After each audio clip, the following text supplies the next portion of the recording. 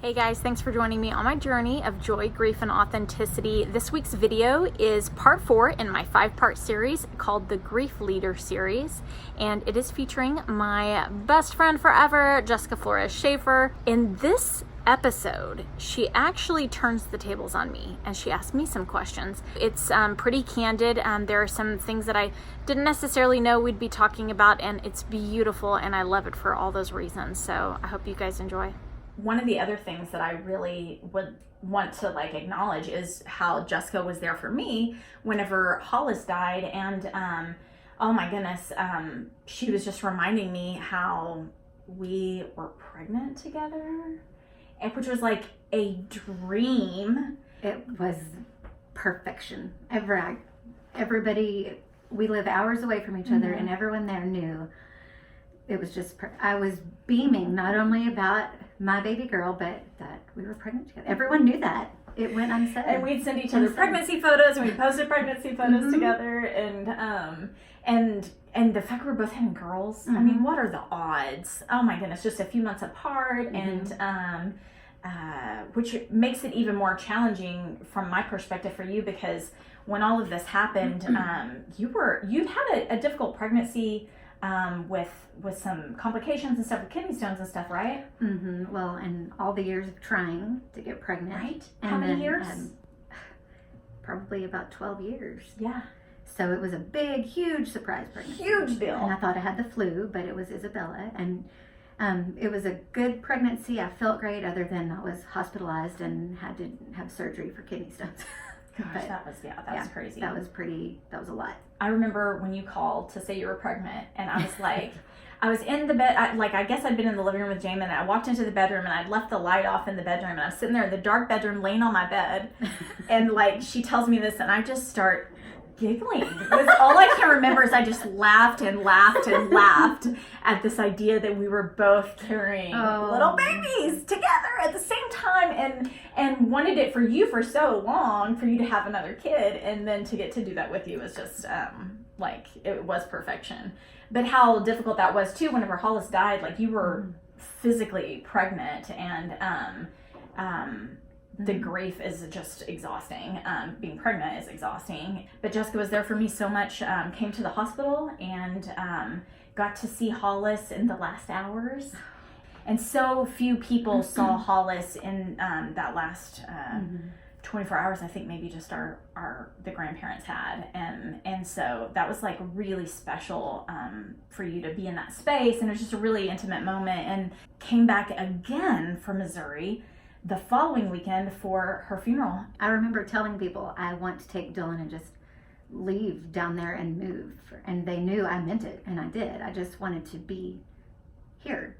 I mean, it's something to be present, but I felt like I wanted to be physically present 24/7. When you're pregnant, you have all of the hormones happening. And the first weekend I came, I drove myself down, big and pregnant. Dylan came with me. Right. And I've driven all over the place, but Dallas traffic I wasn't familiar with, and since I was so emotional, I asked my daddy to come, and he drove down and took us to the hospital and everything, and waited there for us, because everybody knew I was, I probably shouldn't be doing that alone, and it was a lot. Okay, so one of my first thoughts, and it's always on my brain, and I've told you that, I'm always aware of it and thinking of it, is how are you doing, and in the going forward and watching Isabella grow and do the things that you're not able to see.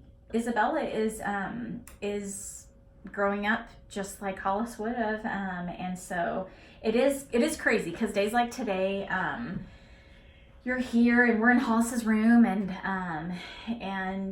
Isabella was walking around in here, and it was so sweet, and playing with some of Hollis's toys, which I kept some of them for moments like these, which is always a weird feeling, because you wanted Hollis to play with them.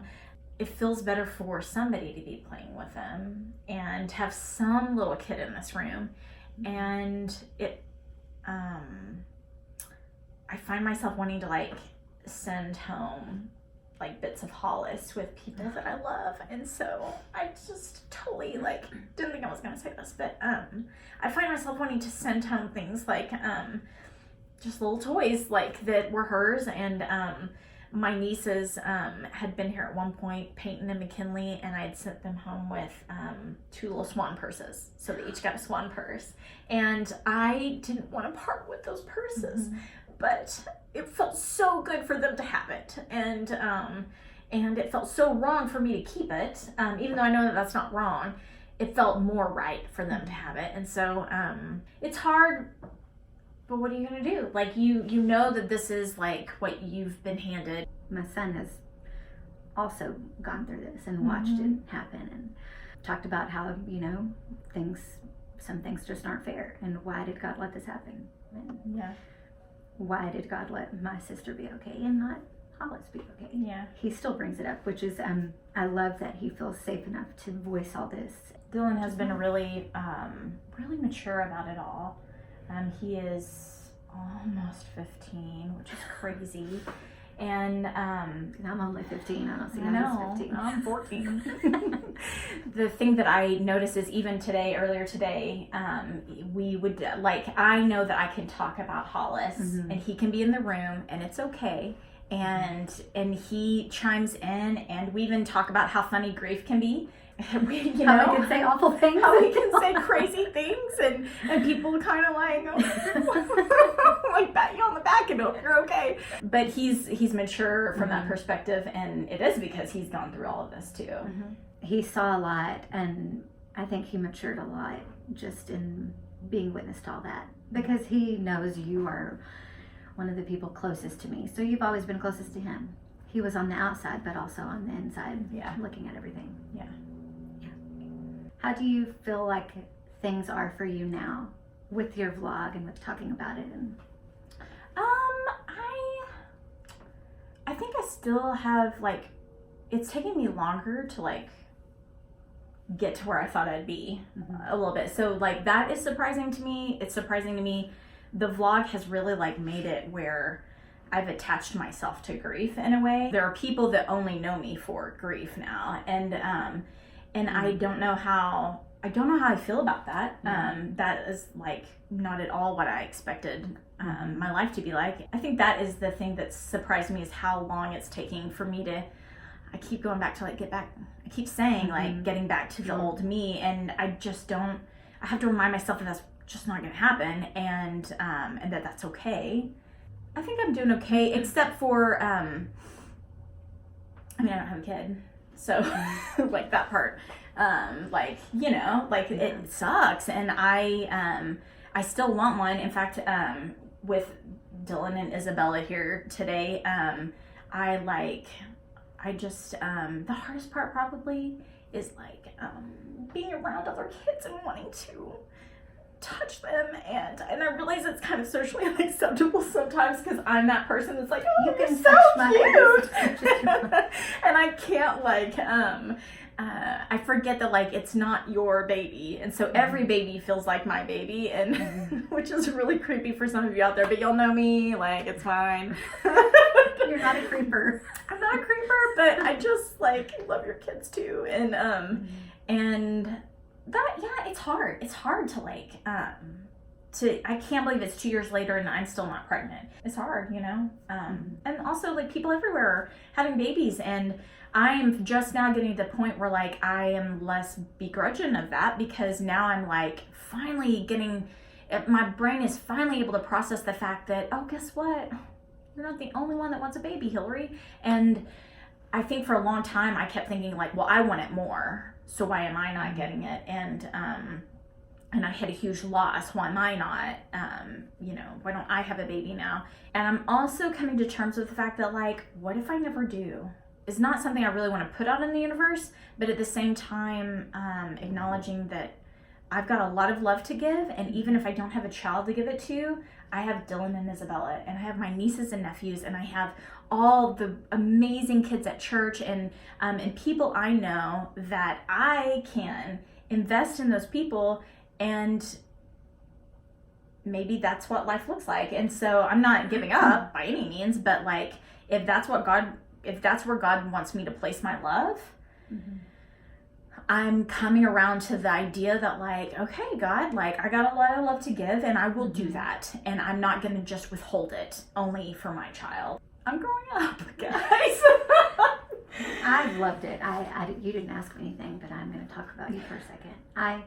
I've seen you, I mean, and it's difficult. We are so severely close and share a brain, we talk about, and even sometimes it's hard for me to bring up stuff because of the distance, because I don't know if, is this a good day for me to ask her this, or what can I say over text, because life is so busy. But I mean, you're still going, and that's part of it. And I've seen you set boundaries, like in a big way, like this is what I need and this is what I don't need, and you are confident and going, we're gonna just keep crying. I didn't know this. I've seen that, yeah, and it's I mean, I've loved to see that in the wake of all this. Even little things I think you're not even aware that you've done. You've been like, I need this and this part of my life, work or whatever, and you've done them because you see that's what you need, and that's a crucial thing to help you get to the next thing.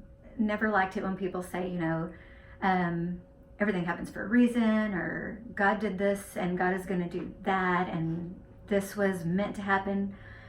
I think there's a lot of bad theology in that, but I think there's good theology in this awful thing happened and it's unfair and it was not supposed to happen and you didn't ask for it.